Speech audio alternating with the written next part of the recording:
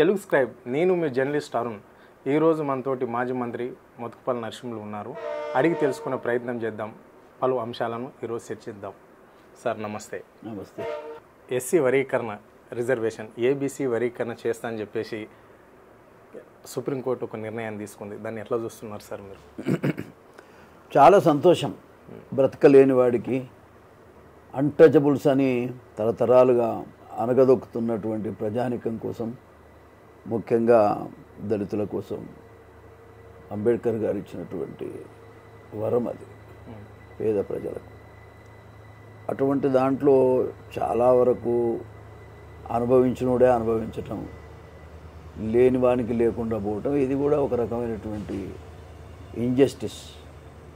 ఇది జరుగుతూ వస్తూ ఉంది. దురదృష్టం ఏంటంటే రాజకీయ పార్టీలకు అవగాహన లేని లీడర్లు అయిపోయారు. ఓట్ల కోసమే తప్ప వ్యవస్థ ఎట్లా ఉంది, ఎవడు బతున్నాడు, ఎవడు బతకటం లేదు, ఏం చేస్తే బాగుంటుంది అని ఆలోచించాల్సింది ప్రజాప్రతినిధులు, ప్రజల చేత ఎన్నుకోబడ్డటువంటి ప్రభుత్వాలు ఆలోచన చేయాలి. దురదృష్టం ఏంటంటే ఈ దేశంలో అలాంటి నాయకులు కరువైపోయారు. నీతి నిజాయితీ లేకుండా పోయింది. అందుకే ఈ 77-78 సంవత్సరాలుగా కొంతమందే బతుకుతున్నారు. ఏ కులంలో కూడా కొంతమందే బతుకుతున్నారు. అందుకని అందరూ బతికేటువంటి ఆలోచన ఇవాళ సుప్రీంకోర్టు జడ్జిమెంట్ ఇచ్చింది. చాలా సంతోషం. 70 సంవత్సరాలు నాకు చాలా మనోవేదన, చాలా బాధ. అసలు ఎవరితో చెప్పినా ఉపయోగం లేనటువంటి అరణ్య రోదనగా మిగిలిపోయింది.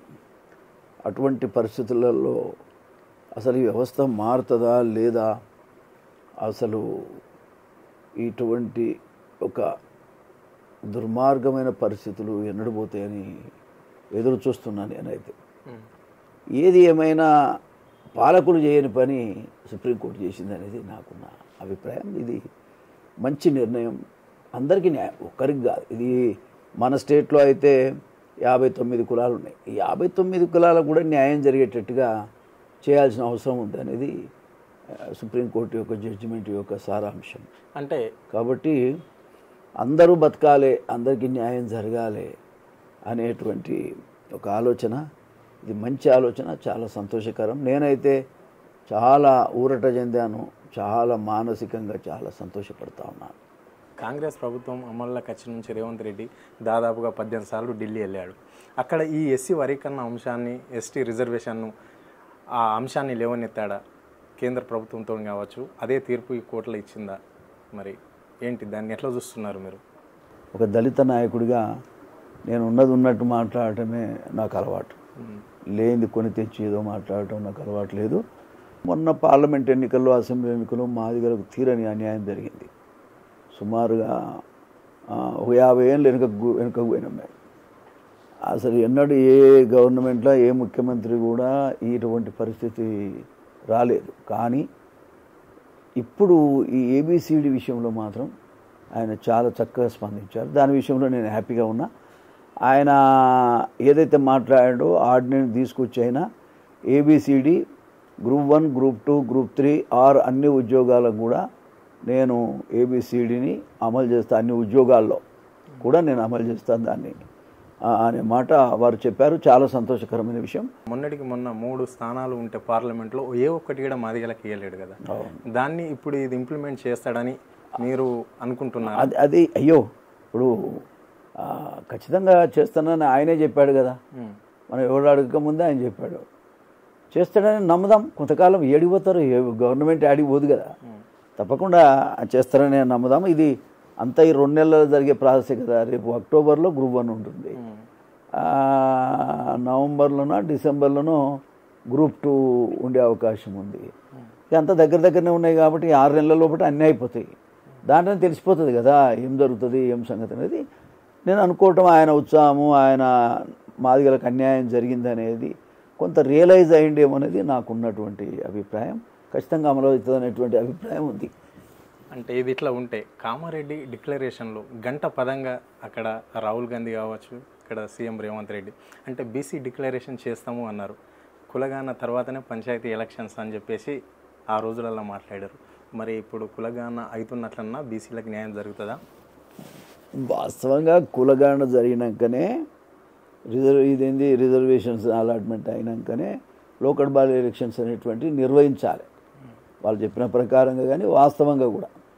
కాబట్టి బలహీన వర్గాలకు కూడా మొన్న పార్లమెంట్ ఎన్నికల్లో బాగా నష్టం జరిగింది బీసీలకు.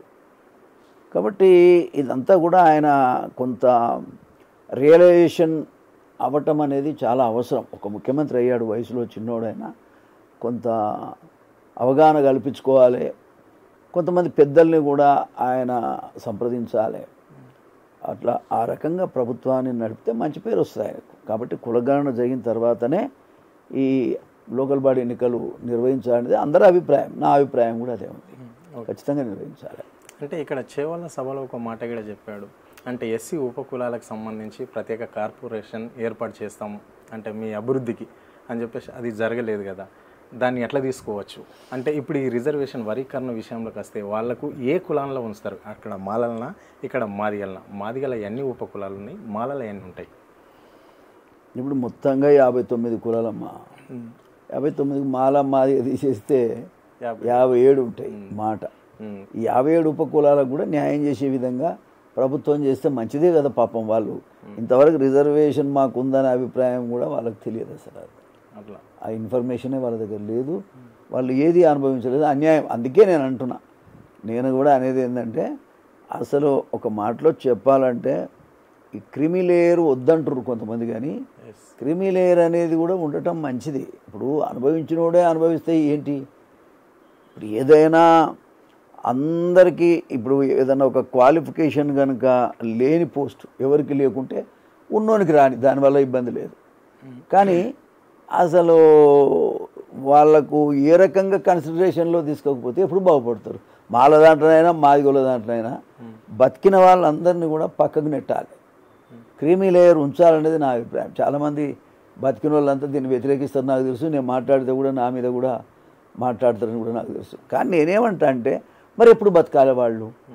ఇప్పుడు అంబేద్కర్ ఇచ్చిన అవకాశం వాళ్ళు కూడా చేరాలి కదా, అందరి కోసమే కదా రిజర్వేషన్ ఇచ్చింది. మరి 78 సంవత్సరాల నుంచి మనమే ఉన్నోళ్ళమే అనుభవిస్తున్నాం. మరి పేదోనికి ఎప్పుడు పోవాలి ఇది? కాబట్టి పేదోనికి కూడా చేరితే మంచిది అనేదే నాకున్న అభిప్రాయం. అంటే ఇప్పటికే ఆల్రెడీ మాదిగ సంఘాలల్లో ఇది మీరన్నమాట క్రిమిలేయర్ అనే విషయానికి వస్తే, అంటే మాదిగ సంఘాలు మాత్రం కొన్ని అద్దనుకుంటున్నాయి.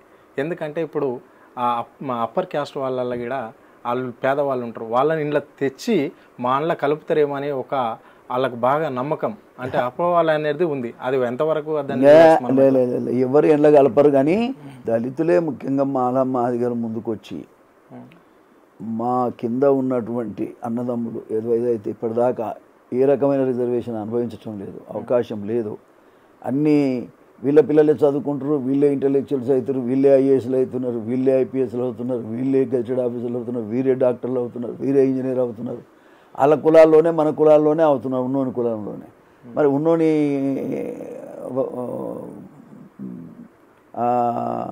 వ్యక్తులకే చెందుతున్నాయి ఇవన్నీ కూడా. కాబట్టి మరి ఎప్పుడు మన కిందోళ్ళు పాపం అనుభవించినోడు అనుభవించాలి. ఇంకెన్నేళ్ళు కావాలి రిజర్వేషన్?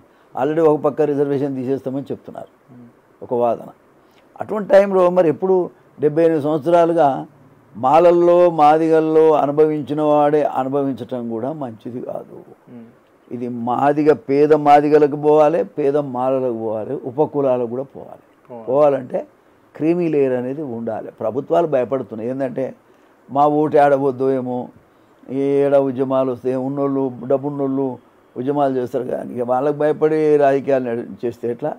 అలా కేంద్ర ప్రభుత్వం కూడా ఒక ప్రకటన చేసింది, క్రిమి లేయర్ పెట్టేది ఏం లేదని. తప్పది, క్రిమి లేయర్ పెట్టాలి. మరి ఇప్పుడు రాష్ట్రంలో ప్రజాపాలన కాంగ్రెస్ పార్టీ 6 గ్యారంటీలు అన్నారు, అవి అమలైనట్లన్నా? ఇప్పుడు నేను కాంగ్రెస్ పార్టీలో ఉన్నా నిజమే, అవి అమలైనాయి అని చెప్తే నరసింహకి ఏం తెలివి లేదనుకుంటారు. అర్థం కాలే, అమలు కాలే. అదే 50% అయినాయి చెప్పేటివి కూడా అమలు చేస్తే మంచిది. ఇంకా టైం ఉన్నది కదా, అమలు చేస్తే మంచిది. అమలు చేస్తాడని నేను అనుకుంటున్నాను. 100 రోజులలో అన్నాడు, ఇప్పటికీ 200 రోజులు అయిపోయింది. ఈ డబ్బుతో ఉన్న పని ఇది ఎంత అంటే ఓట్ల కోసం మాట్లాడిన మాటలు అవి. అర్థమైందా? మరి గెలవాలి కదా, గెలవాలన్నప్పుడు ఏదో మాట్లాడాలి. ఓకే, ఇప్పుడు రాష్ట్రంలో జోరుగా నడుస్తుంది రుణమాఫీ. ఆ రుణమాఫీ పైన మీ అభిప్రాయం ఏంటి? రైతు బంధు మీద రైతుల అంటే మీరు పెద్ద సీనియర్ లీడర్, అంటే చాలామంది మిమ్మల్ని కలుస్తుంటారు, మీ నియోజకవర్గమే కాకుండా పక్క నియోజకవర్గాలు కూడా ప్రజలు కూడా మిమ్మల్ని కలుస్తుంటారు. కాబట్టి వాళ్ళ అభిప్రాయం ఏంటి రైతులది, రైతు బంధు పట్ల? మళ్ళీ రుణమాఫీ పూర్తిగా ఫుల్ ఫిజర్గా అయినట్లన్నా రైతు బంధునే కంటిన్యూగా ఇబ్బంది లేకుండా వేయాలి, అది అమలు జరగటం లేదనేది ప్రజల్లో ఉన్నటువంటి అభిప్రాయం. కొంత అనుమానం కూడా వచ్చింది ప్రభుత్వం మీద. కాబట్టి ఇప్పటికైనా ప్రభుత్వం రియలైజ్ అయ్యి రైతు బంధు అనేది తప్పకుండా చేయాల్సినటువంటి అవసరం ఉంది. ఓకే, మీరు సీనియర్ లీడర్, అంటే అక్కడ దిగువంత రామారావు ముఖ్యమంత్రి ఉన్నప్పుడు కూడా మీరు ఎమ్మెల్యేగా ఉన్నారు, మంత్రి కూడా ఉన్నారు, చంద్రబాబు హయాంలో కూడా మీరు ఉన్నారు. ఇప్పుడు రేవంత్ రెడ్డి నేను చంద్రబాబుకు సమకాలికుణ్ణి అంటున్నాడు, సహచరుణ్ణి సమకాలికుణ్ణి అంటున్నాడు. సమకాలికుడు ఎట్లా అవుతాడు? ఆయనతో పాటు మన ముఖ్యమంత్రి అయ్యిందా? ముఖ్యమంత్రి ఇప్పుడు కదా ఈ రాష్ట్రానికి ముఖ్యమంత్రి కావచ్చమ్మా. అయితే కూడా సమకాలికుడు కాలేడు, కానీ సహచరుడైతే చెప్పొచ్చు, ఇబ్బంది ఏం లేదు, అంతకంటే అనవసరం అది. అంటే ఇప్పుడు దళితులలో కొంతమంది లీడర్లను ఏళ్ళ మీద లెక్కబెట్టి చెప్పచ్చు, అందులో మీరు మెయిన్ లీడర్, దళితుల ఉద్యమం నుంచి వచ్చిన లీడర్ మీరు. సో ఇప్పుడు ఇలాంటి కొన్ని అంశాలను సీఎం రేవంత్ రెడ్డి తీసుకున్నప్పుడు దళితుల సమస్యలు కావచ్చు ఈ రాష్ట్రంలో జరుగుతున్నాయి, మీరు ఒక మంత్రిగా చేశారు, ఎప్పుడన్నా మిమ్మల్ని ఆహ్వానించాడా అంటే ఇలాంటివి తీసుకుందామని? ఇక వద్దు, లోతుకు వద్దు, కానీ నిన్న మొన్న దాకా నేను చాలా ఘర్షణ పడి మాట్లాడినా. ఈ ఏబిసిడి విషయంలో నేను పని చేయించుకోవాలి ఆయనతోటి ఇప్పుడు, అందుకని ఇప్పుడు టైం చాలా ఉన్నది మాట్లాడటానికి. ఏదేమైనా ఆయన పిలవలేదు ఇప్పటిదాకా, పిలిస్తే ఆయనకే మంచిది, మాకు పోయేదేమో సార్. ఈ గవర్నమెంటు చేస్తే ఇదే బాగుంటుంది, జనం నచ్చుతారు, మంచిగా లేకపోతే జనం నచ్చరు. రెండోది ఏంటంటే మమ్మల్ని అయితే పిలవలేదు ఇప్పటిదాకా, పిలిస్తే మాట్లాడతాం. సార్ ఈ రోజులలో ఎమ్మెల్యేలు పార్టీ మారడానికి ప్రధాన కారణం ఏంటి? అంటే ఎవరు గెలిస్తే ఆ పార్టీలో పోవడానికి ముఖ్య ఉద్దేశం ఏంటి, వాళ్ళ తత్వం ఏంటి? ప్రజాప్రతినిధులు అనే వాళ్ళకు నైతిక విలువలు ఉండే, ఒక పార్టీ నుంచి ఇంకో పార్టీకి పోవటం అంటే అది చాలా కష్టతరమైన విషయం ఉండే, ప్రజలు కూడా సహించేవాళ్ళు కాదు.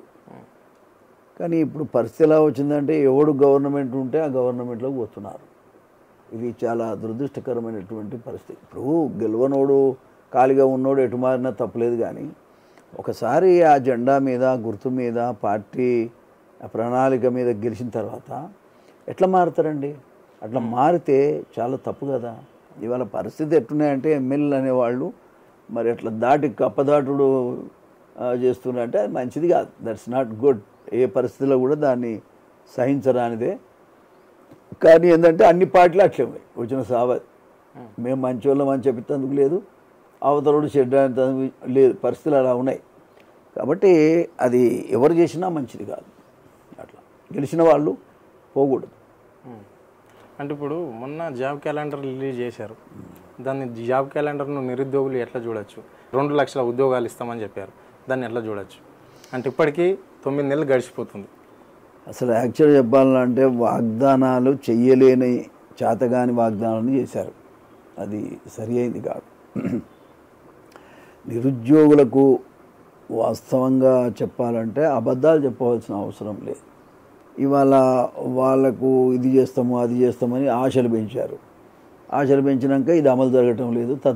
ఫలితంగానే మన అశోక్ నగర్లో పెద్ద ఎత్తున గందరగోళం, కొట్లాట్లు అయింది. పాపం వాళ్ళని బాగా కొట్టారు, అమ్మాయిలను కూడా పోలీస్ స్టేషన్లలో వేశారనేటువంటిది క్లియర్గా కనబడతా ఉంది. ఇది చాలా బాధాకరం. రెండోది ఏంటంటే నా సలహా ఏంటంటే గవర్నమెంట్కి కొన్ని స్కీములను కుదించి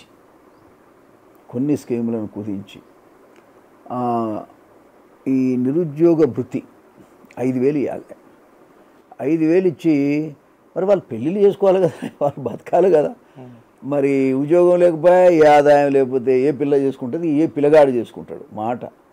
ఇవన్నీ చాలా బాధాకరమైన విషయాలు. అంతే 5,000 చేసి 3,000 ఏమో 5,000 డిగ్రీ హోల్డర్స్కి, 3,000 ఏమో ఇంటర్మీడియట్ వాళ్ళకి, 2,000 ఏమో 10th పాస్ అయిన వాళ్ళకి. అట్లా ఇస్తే ఏమైందంటే బ్రహ్మాండమైన ఎంకరేజ్మెంట్.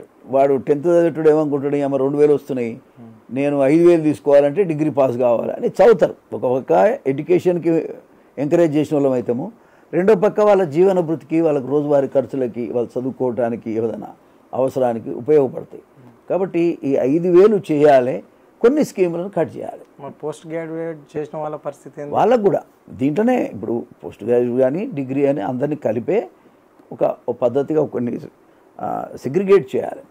ఎవరికి ఎంత ఇవ్వాలి ఏం సంగతి. పీజీ డిగ్రీ చదివిన వాళ్ళకి కూడా 3,000 ఇవ్వచ్చు, ఇబ్బంది ఏం లేదు.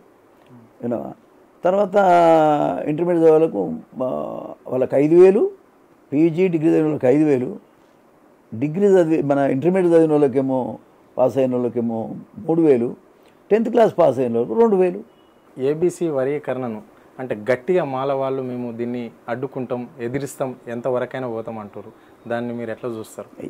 ఇక వాళ్ళు కూడా మన బ్రదర్సే, వాళ్ళు కూడా అట్లా ఆలోచించవద్దు. జరిగింది ఏదో జరిగింది.